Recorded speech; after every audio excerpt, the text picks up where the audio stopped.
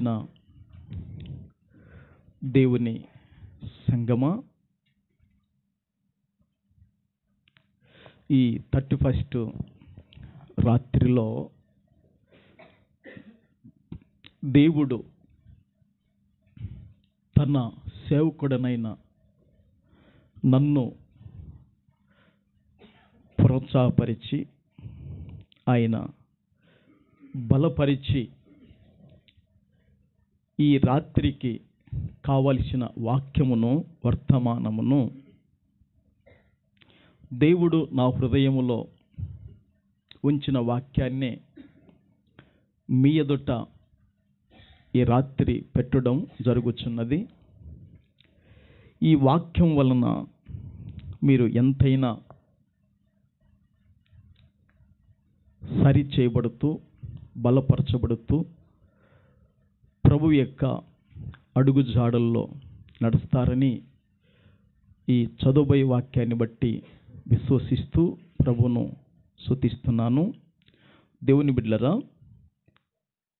అపోస్తలుడైన పౌలు హెబ్రీయులకు రాసిన పత్రిక 10వ అధ్యాయము.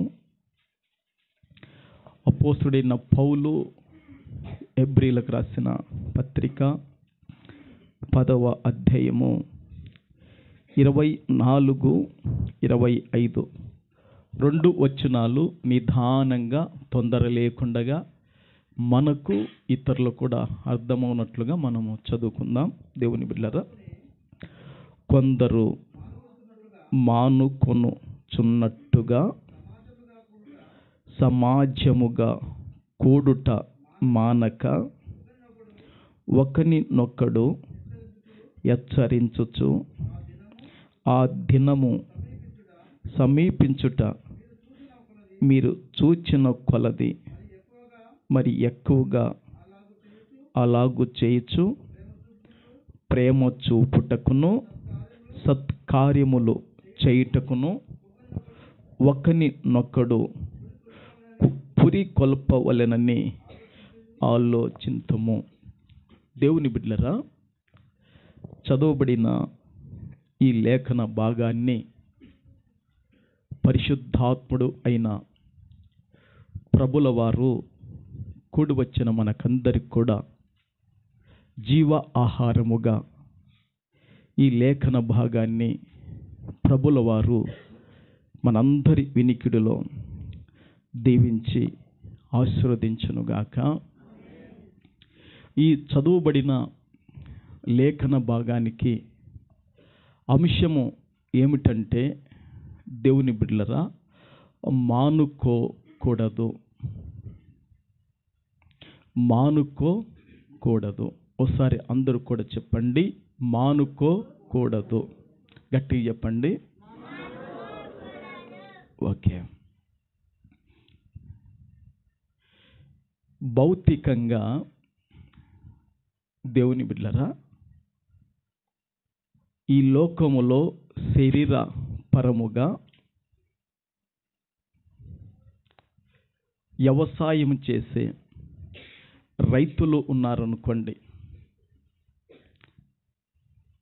రెక్కల కష్టం చేసే పనివారు ఉన్నారనుకోండి,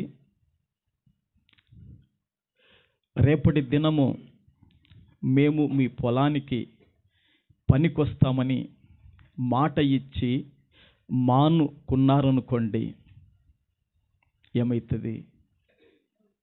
ఆ యొక్క యజమాని, ఆ పొలం యొక్క వ్యవసాయకుడు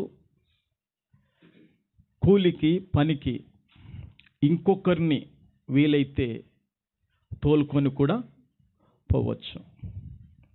మానుకున్న పనికి పురుషులు కానీ, పనికి మానుకున్న స్త్రీలు కానీ, ఆ దినము వారి జీవితంలో ఏమైపోతుందంటే, వారికొచ్చే రాబడి, వారికొచ్చే దిగుబడి, వారికొచ్చే జీవనాధారమైనది ఏమైపోతుందంటే ఆగిపోతుంది.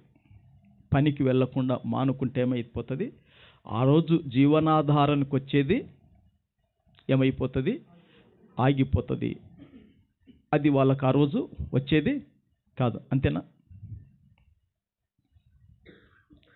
దేవుని బిడ్డలారా, పనికి పోకపోతే జీవనాధారమైనది ఆగిపోతుంది. ఒకవేళ విద్యార్థులు వారు స్కూలుకు వెళ్ళడము మానుకున్నారనుకోండి, పాఠాలలో వాళ్ళు ఏమైపోతారు? వెనక పడిపోతారు. స్కూలు పైన కానీ చదువు పైన కానీ శ్రద్ధ అనేది ఏమైపోతుంది? తగ్గిపోతుంది మానుకుంటే. అవునంటారా కాదంటారా? అవునా కాదా? ఓకే. ఇప్పుడు స్టూడెంట్ ఉంటారు, యవనస్తులు, దేవుని బిడ్డలారా. ఇప్పుడు ఇంటర్ కానుంచి చదువుకునే వాళ్ళని స్టూడెంట్ అంటారు కదా. ఈ స్టూడెంటు ఈ యొక్క దేవుని బిడ్డలారా, వాళ్ళు కాలేజీకి వెళుతున్నప్పుడు వారు కాలేజీకి వెళ్ళకుండగా వారు మానుకున్నారనుకోండి, ఏమైపోతారు? ఆ యవన కాలంలో, ఆ యవన రక్తములో, ఆ యవన బలములో దేవుని బిడ్డలారా ఏమి అల్లరైపోతారు? ఎలాంటి దుష్ట మార్గములో, ఎలాంటి వ్యసనాల మార్గములో ఆ యవనస్తులు పడిపోతారు మనకు తెలియదు. నీవు పనికి మానకుండా వెళ్ళుట వలన ఒకవేళ నీ శరీరములో అనారోగ్యం వస్తే అది వేరు. ఒకవేళ నీ బంధువుల్లో, నీ రక్త సంబంధికులలో, నీకు దగ్గర వారిలో ఎవరైనా మృతి చెందితే ఆ రోజు పని మానేసి వెళ్ళొచ్చు. అది మంచిదే, అది మంచి కార్యానికి. అనవసరంగా బద్ధకముగా వేస్టుగా దినాన్ని మనిషి పోగొట్టుకున్నాడు అనుకోండి, ఆ దినము తిరిగి రాదు. ఆ రోజు వచ్చే జీవనాధారానికి సంబంధమైన పైసలు కూడా రాకుండా మానిపోతాయి. అంతే కదా. మరి విద్యార్థులు సరైన విధానములో స్కూలుకు వెళ్ళకపోతే వారు చదువుల్లో వెనకబడిపోయి చదువు మీద వారికి శ్రద్ధ ఏమైపోతుంది? తగ్గిపోతుంది. కొరియను ఒక్కరోజు ఇంటికాడ ఉండనంటే ఇంటికాడ ఉండడు కొరియన్ అస్సలు. పాప కూడా అంతే. ఇంటికాడ ఉండమంటే వీళ్ళిద్దరు కూడా ఇంటికాడ ఉండరు. దేవుని బిడ్డలారా, ఈ స్టూడెంట్ కూడా కాలేజీకి వెళ్ళకపోతే దేవుని బిడ్డలారా వారికి చదువు మీద శ్రద్ధ తగ్గిపోయి ఇక కుటుంబానికి కానీ, సంఘానికి కానీ, సమాజానికి కానీ వారు ప్రయోజకులుగా ఉండాలంటే చాలాది కష్టమైపోతుంది. మనుషులు ఈ లోకములో భౌతికంగా ఒక వ్యాపారం చేయటం మానుకున్నా, ఒక ఉద్యోగం చేయటం మానుకున్నా, జీవనాధారానికి సంబంధించిన నువ్వు పని చేసే విషయంలో ఏది మానుకున్నా నీకు వచ్చేది ఏంటంటే పేదరికం వస్తుంది. నీకు వచ్చేది ఏంటంటే దారిద్ర్యం నీకు వస్తుంది. నీకు వచ్చేది ఏంటంటే లేమి కలుగుతుంది. ఈ లోకములో నువ్వు మానుకొనుట వలన ఏమైపోతుంది?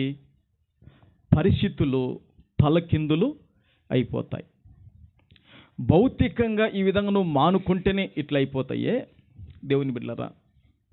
ఆత్మీయంగా మనం మానుకుంటే మన పరిస్థితులు ఏమవుతాయి? నేను ఒక మాట చెప్తా. దేవుని ఆత్మను కలిగి దేవుని బిడ్డలారా, మనం ఆత్మీయంగా మానుకుంటే దేవుని యొక్క అనుగ్రహాన్ని కోల్పోతాము. ఒకసారి గట్టిగా చెప్పండి. మానుకొనుట వలన ఆత్మీయంగా దేవుని అనుగ్రహాన్ని కోల్పోతాము. ఈ ఎబ్రిల్కి రాసిన ఈ పత్రికలో దేవుని బిడ్డలారా, ఈ 10వ అధ్యాయములో ఈ 24, 25 వచనాలు మనం చదువుకున్నాం. ఈ వచనాలలో దాదాపుగా దేవుని బిడ్డలారా 5 విషయాలు ఉన్నాయి. ఈ 5 విషయాలు కూడా ఈ రాత్రి మనం క్లుప్తంగా ధ్యానము చేద్దుముగాక. ఆ మొదటి లైన్లో ఏముందంటే, కొందరు మానుకొనుచున్నట్టుగా. చూశారండి? కొందరు మానుకొనుచున్నట్టుగా.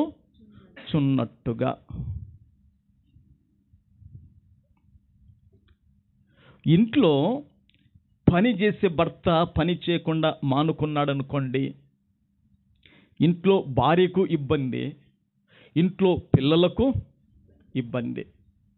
ఈ కుటుంబంలో భార్య ఒక ఉద్యోగం, ఒక జాబ్ చేస్తుందనుకోండి, ఆమెనే పని మానుకుందనుకోండి, ఇంట్లో సంసారానికి ఏమైపోతాయంటే కొన్ని ఇబ్బందులు ఖచ్చితంగా చుట్టుముట్టుతాయి మనకు. అయితే దేవుని బిడ్డలారా, పాలస్తీనా, ఇప్పుడు పాలస్తీనాలో ఎక్కువగా ఎవరుంటారంటే దేవుని బిడ్డలారా ముస్లిం వాళ్ళు ఉంటారు. పాలస్తీనాలో ఎవరుంటారు? ముస్లిం వాళ్ళు ఉంటారు. అదే పాలస్తీనాలో దేవుని బిడ్డలారా యూదులు కూడా ఉంటారు. ఈ పాలస్తీనాలో దేవుని బిడ్డలారా యూదులు అనబడిన వారు, దేవుని బిడ్డలారా యూదులు అనబడిన వారు, వారు ధర్మశాస్త్రం ప్రకారము నడుచుకునే వాళ్ళు. ఈ యూదులు అనబడిన వాళ్ళు దేవుని బిడ్డలారా దహన బలులు అర్పించేవాళ్ళు. ఈ యూదులు అనబడిన వాళ్ళు దేవుని బిడ్డలారా పాప పరిహార్థ బలులు అర్పించేవాళ్ళు. ఈ యూదులు అనబడిన వారు నైవేద్య బలి అర్పించేవాళ్ళు. ఇలాంటి యూదులు దేవుని బిడ్డలారా యేసుక్రీస్తు యొక్క పునరుత్థానపు శక్తిని తెలుసుకొని, యేసుక్రీస్తు యొక్క మహిమను ప్రభావాలు తెలుసుకొని, యేసుక్రీస్తే దేవునికిని మనుషులకు మధ్య వ్యక్తి, ఆయన ద్వారానే విమోచన, ఆయన ద్వారానే నిత్య జీవము, ఆయన ద్వారానే మనకు మోక్షం పరలోకమని తెలుసుకున్న యూదులు దేవుని బిడ్డలారా యేసుక్రీస్తు ప్రభును ఏం చేశారంటే సొంత రక్షకునిగా అంగీకరించారు. యేసుక్రీస్తు, హల్లెలూయా, యేసు రక్తమే. దేవుని బిడ్డలారా యేసుక్రీస్తు ప్రభుల వారిని ఏం చేశారంటే పాలస్తీనాలో ఉన్న యూదులు సొంత రక్షకునిగా అంగీకరించారు. అంగీకరించినప్పుడు ఈ విధంగా మనవల్లే కూడుకొని ప్రభును స్తుతిస్తూ, ప్రభును ఘనపరుస్తూ, ప్రభును మహిమపరుస్తున్నారు. యూదులు క్రైస్తవులు అయిపోయారు. ఆ విధంగా ప్రభువును ఘనపరుస్తూ మహిమపరుస్తున్నప్పుడు వారికి శ్రమలు ఎక్కువైపోయినాయి, వారికి కష్టాలు ఎక్కువైపోయినాయి, వారికి నిందలు ఎక్కువైపోయినాయి, వారికి అవమానాలు ఎక్కువైపోయినాయి. ఇవన్నీ ఎక్కువ అయిపోయినప్పుడు వారు ఏం చేశారంటే దేవుని బిడ్డలారా ఒక్కొక్కరు ఏం చేస్తున్నారంటే మానుకోవడము జరుగుతుంది. వారు ఒక్కొక్కరు ఏం చేస్తున్నారు? మానుకుంటున్నారు. ఈ మానుకునేది దేవుడు పౌలు గారికి దర్శనంలో చూపించాడు. చప్పట్లు కొట్టి ప్రభువుని గనపడదాం గాక.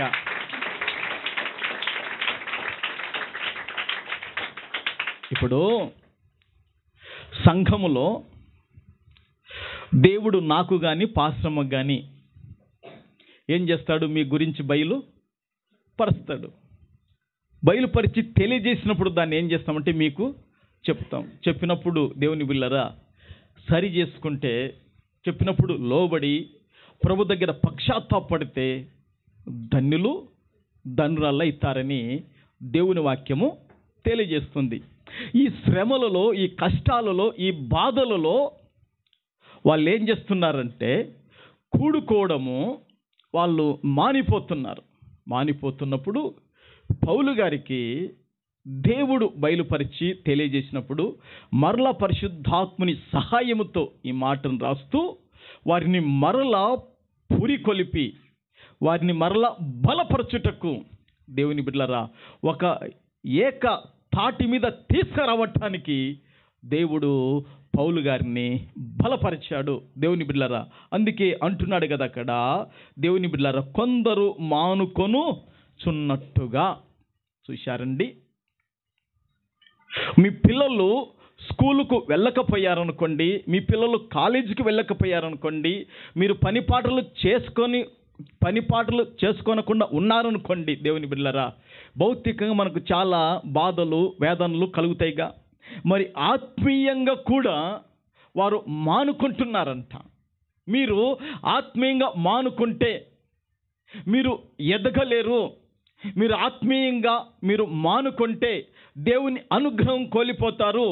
మీరు ఆత్మీయంగా మీరు మానుకుంటే దేవుని యొక్క స్వరము, దేవుని యొక్క ప్రత్యక్షత, దేవుని దగ్గరస్తున్న ప్రతి కాపుదల, ప్రతి విధమైన క్షేమము మీకు దూరం అయిపోతుంది. కనుక మీరు మానుకొనకూడదు అని వాక్యము సెలవిస్తుంది. దేవుని బిడ్డలారా, 2024 సంవత్సరములో పోయిన ఆదివారము 52 ఆదివారాలు ముగిసిపోయినాయి. 52 ప్రసంగాలు చెప్పాను. ఒకటి క్రిస్మస్ ప్రసంగం చెప్పాను. ఇది ఇప్పుడు 31 మొత్తం 54 ప్రసంగాలు ఈ బలిపీఠం మీద చెప్పాను. ఈ ప్రసంగాల వలన మీలో ఎంత దేవుని బిడ్డలారా ఉజ్జీవం వచ్చిందో తెలియదు, ఎంత ప్రసంగాల వలన చప్పబడిపోయారో నాకు తెలియదు. దేవుని బిడ్డలారా, ఈ వాక్యములో చెబుతున్న మాట ఏమిటంటే, కొందరు మానుకొను చున్నట్టుగా. ఆదివారము ప్రార్థనకు మనం మానుకొనకూడదు. దేవుని బిడ్డలారా, సంఘములో ఉపవాస కూడికలకు మనం మానుకొనకూడదు. సంఘములో ఏ కూడికలు దైవజనుడు సేవకుడు ఏర్పాటు చేస్తాడో ఆ కూడికలకు మనం మానుకొనకూడదు. మానుకొంటివా దేవుని బిడ్డలారా, ఎదగలేవు. మానుకొంటివా నువ్వు ఫలించలేవు. మానుకొంటివా ప్రభు అనుగ్రహం దూరం అయిపోతుంది. మానుకొంటివా దేవుని కనికరము నీకు అందజాలదు. మానుకొంటివా దేవుని సంఘమా, దేవుని యొక్క వాత్సల్యత దూరం అవుతుంది. అందుకే దేవుడు చెబుతున్నాడు, నీకు ముందు 2025 సంవత్సరం ఉంది. ఈ 2025 సంవత్సరములో నీవు ప్రతి ఆదివారం మానుకొనకుండగా నువ్వు ఏం చేయాలంటే, దేవుని ఆలయములో కనబడితే ధన్యుడవు, ధన్యురాలవైతావు. ఇవి నా మాటలు కాదు, ప్రభు వాక్యములో ఉంచాడు. ప్రభుకు మహిమ కలుగునుగాక. దేవుని బిడ్డలారా, 109వ కీర్తన ఒకసారి చూడండి. 109వ కీర్తన 4వ వాక్యము ఏం చెప్తుందో. నేను చూపిన ప్రేమకు ప్రతిగా వారు నా మీద పగపట్టి ఉన్నారు, అయితే నేను మానక ప్రార్థన చేయుచున్నాను. దేవుని బిడ్డలారా, ఆ 109వ కీర్తనలో 4వ వాక్యము ఏమని సెలవిస్తుందంటే, నేను చూపిన ప్రేమకు ప్రతిగా, నేను చేసిన మేలుకు ప్రతిగా, నేను ఇచ్చిన చేయుతకు ప్రతిగా, నేను ఆదరించిన దానికి ప్రతిగా వాళ్ళు ఏం చేశారంట, నా మీద పన్లు పటపట కొరుకుచున్నారు. ఏమి చేశారంట, పగ పట్టారు లేదా? నేను చూపిన ప్రేమకు ప్రతిగా నా మీద ఏమైనారంట, పగబట్టి ఉన్నారంట.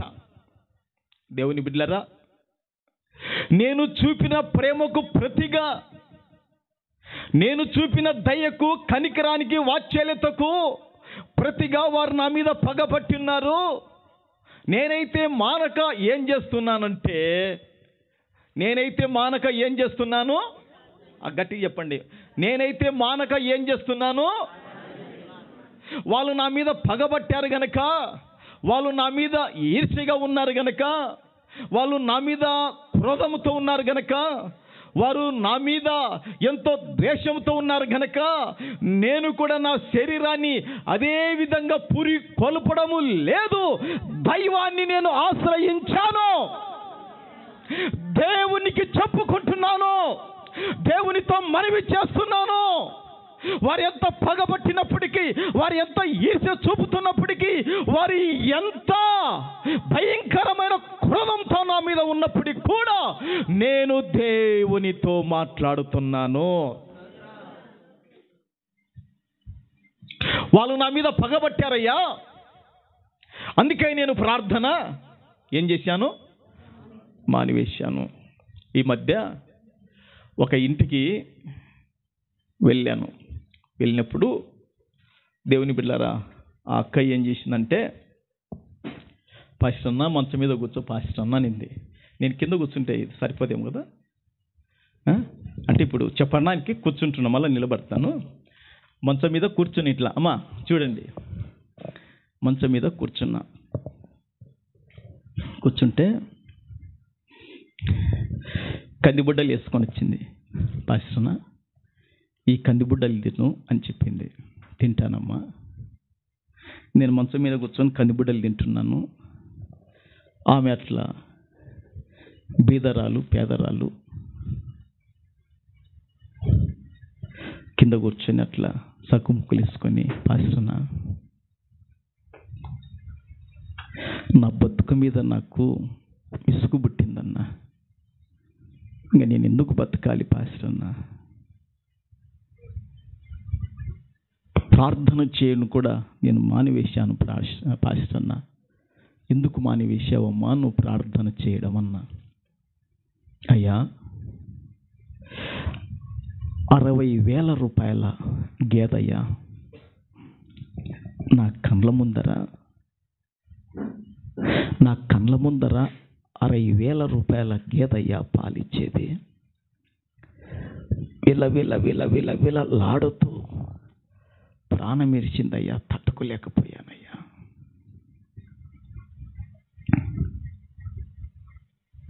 ఆమె చెప్తుంది, నేను కందిబుడ్డలు తినలేకపోతున్నా, పాపం బీదరాలు కష్టం చేసుకుంటే బతకాలి, లేకుంటలే కళ్ళ ఎదుట 60,000 రూపాయల బరుగుడ్డు చనిపోయింది. అమ్మా బరగొడ్డు చనిపోయింది, నీవు ప్రార్థన చేయడం మానివేశావు. అలా బిడ్డ అంటుంది, పాస్టర్న్న అమ్మకు చెప్పు, కొద్దిగా ఇంత ఊర్లో ప్రార్థనకోదు, ఇట నీ కాడికి రాదు, మాకు ఏదో శాపం మమ్మలను వెంటాడుతుంది, మమ్మల్ని ఏదో దారిద్ర్యం వెంటాడుతుంది అని చెప్పి కుమిలి బాధపడుతుంది. చేయి చాపి నెత్తిన ప్రార్థన చేశాను. రేపు నెల జనవరిలో వాళ్ళ ఇంట్లో ప్రార్థన పెట్టుకుంటామన్నారు.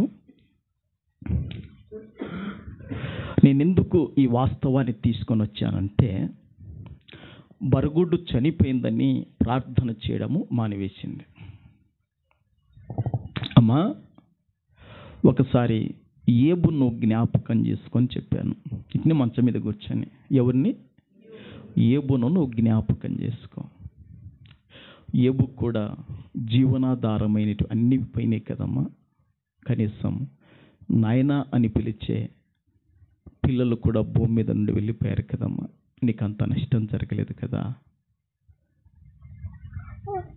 ఆయన ఉత్తముడని నువ్వు రుచి చూచి తెలుసుకో తల్లి అని కొన్ని మాటలు చెప్పి ఆదరించి రావడము జరిగింది. కొందరు ఏం చేస్తున్నారంటే, వాక్యములు చెప్పినట్లుగా మానుకుంటున్నారు. ఏం చేస్తున్నారు? మానుకుంటున్నారు. గనక దేవుని బిడ్డలారా, పౌలు చెబుతున్నట్లుగా, దేవుని ఆత్మ మనతో చెబుతున్నట్లుగా, నువ్వు 2024లో ఎన్ని ఆదివారాలు మానుకున్నావో, 2024లో కుటుంబ ప్రార్థన ఎన్నిసార్లు నువ్వు మానుకున్నావో, 2024లో నువ్వు ఆత్మీయంగా ఎదగలేక, ఫలించలేక, పాఠం నేర్చుకోలేక, వాక్యం చదవలేక, వాక్యం వినలేక, ఆత్మీయ ఎదగటానికి ఎన్నిసార్లు నువ్వు మానుకున్నావో, మానుకుంటే దేవుని అనుగ్రహం పోతుందని పరిశుద్ధాత్ముడు తెలియజేస్తున్నాడు. సుమా, మనం జాగ్రత్త పడదుముగాక. భౌతికంగా మానుకుంటే నష్టమా కాదా చెప్పండి, సంసోను అంతేనా? మరి ఆత్మీయంగా మానుకుంటే ఎదుగుతామా మనము? దేవుని అనుగ్రహం మన మీద ఉంటుందా? ఉండదుగా. అందుకే కొందరు మానుకొనుచున్నట్టుగా అంటున్నారు. అయితే అక్కడ కీర్తనకారకుడు అంటాడుగా, నా మీద నేను ప్రేమను చూపాను, నేను వారికి మేలునే చేశాను, వీలైనంత వరకు నేను కటాక్షాన్ని దయని వారికి పంచాను, అయితే నేను చూపిన ప్రేమకు పట్టిగా వాళ్ళు నా మీద పగపట్టున్నారు. నేనైతే మానక ప్రార్థన చేయించున్నాను. నేను మానక ప్రభుతో నాకు సహవాసం కలిగి ఉంది. స్తోత్రం. ఈరోజు ఒక కుటుంబాన్ని ప్రభు జ్ఞాపకం చేస్తున్నాడు. జ్ఞాపకం చేసినప్పుడు ఒక కుటుంబం గురించి నేను చెప్తాను. నిన్న సౌందరరాజు వాళ్ళు ప్రార్థన పెట్టుకున్నారు. నిన్న సౌందరరాజు, అక్కడ జయమ్మ ఉంది, దయమ్మ అనేది ఇక్కడ ప్రేమిలో వచ్చిన ఆనందరాలే. నేను పాశ్రమ పోయినప్పుడు ఏం చేస్తారంటే వాళ్ళు, దేవుని బిళ్ళరా, ఒకరు టవాల పట్టుకొని ఉంటారు, ఒకరు ఏం చేస్తారంటే 2 చెమ్ములలో నీళ్ళు పట్టుకొని ఉంటారు. నేను పాశ్రమ కాలు కడుక్కోవాలని ఒక ఈ చేత చెమ్ము, ఈ చేత చెమ్ము, దయామనన్న పట్టుకుని ఉంటుంది, లేదా జయమనన్న పట్టుకొని ఉంటుంది. 2 చెమ్ములు. ఒకరు టవాలా, ఒకరు 2 చెమ్ములు. ఒకరు వెంటనే ఈ బైబిల్ అది తీసుకుంటారు. ఎందుకు నేను అప్పుడు వాళ్ళు ఆ విధంగా దేవుని బిడ్డలు ప్రేమ చూపుతున్నప్పుడు నాకు అబ్రహాము చేసిన విషయాన్ని జ్ఞాపకం వస్తుంది. అబ్రహాముకు ఏం చేశారు? కాళ్ళకు అబ్రహాం ఏం చేశాడు? నీళ్ళు కాళ్ళకు ఇచ్చాడు. చూశారా? ఆ విధంగా ఆ కుటుంబం ఈరోజు సమాధానముతో, ఆ కుటుంబం ఈరోజు శాంతితో అన్ని విధాలుగా ఉందంటే వారు దేవుణ్ణి ప్రేమించే విధానం. స్తోత్రం. ప్రభుకు మహిమ కలుగును గాక. హల్లెలూయా. అందుకే దేవుని బిడ్డలారా, ఒక్కొక్క కుటుంబము ప్రభును ఎంతగా ప్రేమిస్తున్నారో, ఎంతో ప్రభుత్వం మీకు సహవాసం సంబంధం ఉందో, ప్రభు తప్పక మీ పైన ఆయన అనుగ్రహం ఉంటుంది. చప్పలు కొట్టి ప్రభును ఘనపరచుదము గాక.